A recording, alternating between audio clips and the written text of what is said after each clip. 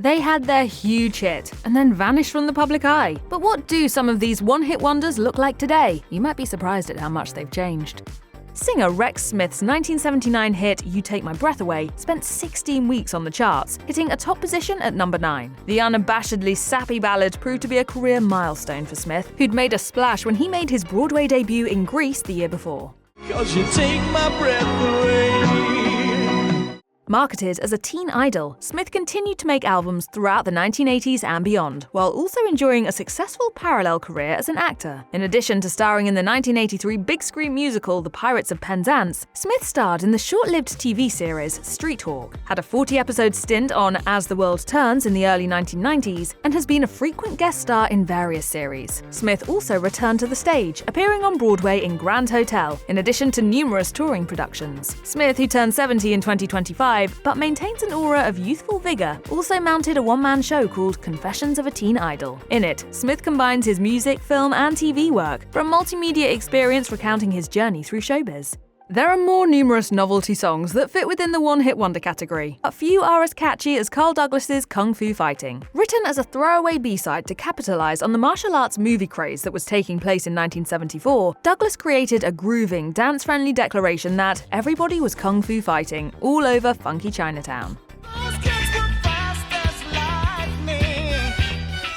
The song topped the charts, spending 2 weeks at number 1 and selling 11 million records. Douglas attempted to catch lightning in a bottle a second time, but his follow-up, Dance the Kung Fu, flopped hard. Douglas made a few more records, but another hit proved to be elusive. He wound up moving to Germany, where he ran a successful production company that supplied music for movies and TV commercials. Now in his 80s, Douglas is no longer singing and performing, but remains proud of his biggest hit's lasting legacy. He told Sove, "I think over a period of 50 years, it's been used in about 300 and something films, and to date it's sold 40-something million. And I thought, oh, thank you, Lord. If there was one song that was ubiquitous during 1977, it was You Light Up My Life.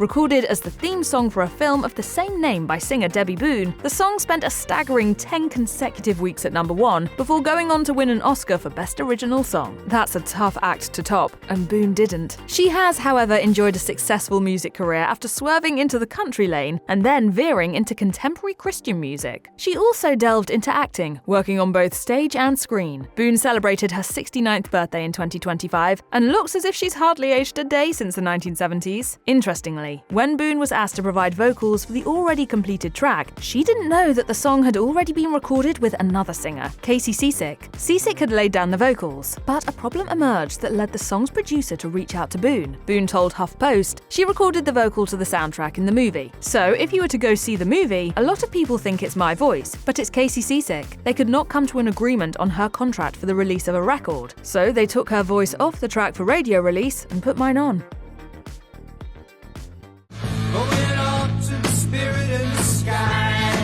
Few songs are more instantly recognizable than the fuzz-toned guitar riff that opens Norman Greenbaum's Spirit in the Sky. Released in late 1969, the song soared to number 3 on the Billboard Hot 100 in early 1970. After Spirit in the Sky, Greenbaum and his band hit the road to capitalize on the song's success, but that proved to be short-lived. He told Guitar Player, "We toured quite a bit at first, but I fell into the one-hit wonder hole. A lot of booking people got wary." By the end of the 1970s, his once promising music career had fizzled, and Greenbaum was working in restaurant kitchens. But then, out of the blue, producers of the 1987 movie Made to Order used Spirit in the Sky on the soundtrack. That opened the floodgates and the song began popping up in more films and then TV commercials, ultimately appearing in more than 100 films and TV shows. Suddenly, Spirit in the Sky became his meal ticket. While he'd sold the publishing rights, as the song's performer, he receives about $10,000 every time it's used in a movie or TV commercial. Greenbaum, who celebrated his 83rd birthday in 2025, told The New York Times, "Well, it's not like it's made me rich, but because of Spirit in the Sky, I don't have to work. So in that sense, it's a comfortable living." Released in 1970, Mungo Jerry's In the Summertime hit number 1 in numerous countries and went on to sell more than 30 million copies. In the summertime when the weather is hot. While Mungo Jerry, technically the name of the band and often used to refer to frontman Ray Dorset, is considered a one-hit wonder in the US, Dorset and his band actually found greater success in their native UK. In a 2014 interview with Express, Dorset wasn't shy when it came to bragging about the enduring influence of his biggest hit. He told the outlet, "I reckon In the Summertime is probably the best-known song around the world, apart from maybe Happy Birthday and White Christmas. It does bring a lot of people together. It's a kind of celebration of life." When the weather's fine, you got women on your mind. In 2025, Dorset answered fan questions in a YouTube video, boasting the same dark afro-style hair and mutton chop sideburns that he wore in the early 70s. In that chat, he revealed he was in the midst of working on a book about Mungo Jerry. The book has since come out and is titled Mungo Jerry Song by Song. Sailing the same soft rock seas as fellow yacht rockers Toto and Christopher Cross, Walter Egan scored a top 10 hit with his 1978 single Magnet and Steel. For you are a magnet. With background vocals from the song's producer, Lindsey Buckingham, and the ever-transformative Stevie Nicks of Fleetwood Mac, the single seemingly laid the foundation for further hits, which never did arrive.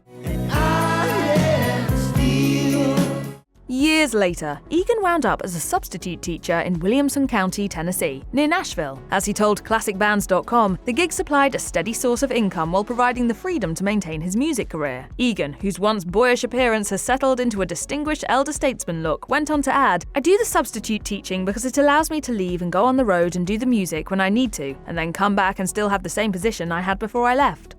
Nick Gilder hit #1 in both the US and Canada with his 1978 single, Hot Child in the City. The former frontman for Vancouver glam band Sweeney Todd, Gilder's departure to pursue a solo career led to him being replaced by a guy who is definitely not a one-hit wonder, Bryan Adams. Hot child in the city. While Gilder never again reached those heights, he's continued to make music in the years since, and his music has appeared in numerous films and TV shows. He's also experienced success as a songwriter, with his songs recorded by artists including Joe Cocker, Bette Midler, and Pat Benatar. He also co-wrote Scandal's 1984 hit The Warrior, which proved to be a godsend during a period when the cash-strapped singer was in the midst of a protracted legal battle with his record label. He told the Georgia Straight, "And it turned out to be a real help to me. At the same time as I managed to get all of my legal problems straightened out, the Scandal record was happening, and everything just kinda clicked into place. I mean, it really kept me going." These days, Gilder has reunited with Sweeney Todd, now renamed Nick Gilder Sweeney Todd Group. As of early 2026, the band was in the process of recording a new album, while several tour dates lay ahead. Meanwhile, Gilder himself remains spry and fit, his long hair a bit shorter than it was in the 70s, but still looking every inch the rock star. When Vicki Lawrence released The Night the Lights Went Out in Georgia in 1972, she was already well known, not as a singer, but as a cast member on the wildly popular variety show hosted by comedy superstar Carol Burnett. The song was written by her then husband, Bobby Russell, a Southern Gothic saga in the vein of Ode to Billy Joe. That's the night that the lights went out in Georgia. The song wound up spending 2 weeks at #1, with Burnett famously presenting Lawrence with her gold record during an episode of The Carol Burnett Show. Congratulations, sweetheart. As Lawrence explained in an interview with Linsanity, her husband had first sent the song to Liza Minnelli. However, the cabaret star turned down what would become a #1. He then sent it to singer-TV star Cher, whose then-husband Sonny Bono insisted the song would have to be completely rewritten before he even showed it to her. Russell balked, and his producer suggested that Lawrence go into the studio and record it. She recalled, "So I sort of inherited that thing by default. Nobody else really wanted it. It was the ultimate demise of an already doomed marriage. But I got a gold record. Things happened for a reason." Lawrence attempted to continue her music career, but threw in the towel after her next 2 albums sold poorly. Her other career, however, continued to thrive, which included a starring role in the sitcom Mama's Family. It's my order, Grandma. That's Thelma to you, Mr. Wonderful. Having turned 76 in 2025, Lawrence remains instantly recognizable, as viewers saw when she starred in Fox sitcom The Cool Kids. She also reunited with Burnett on the Apple TV series Palm Royale.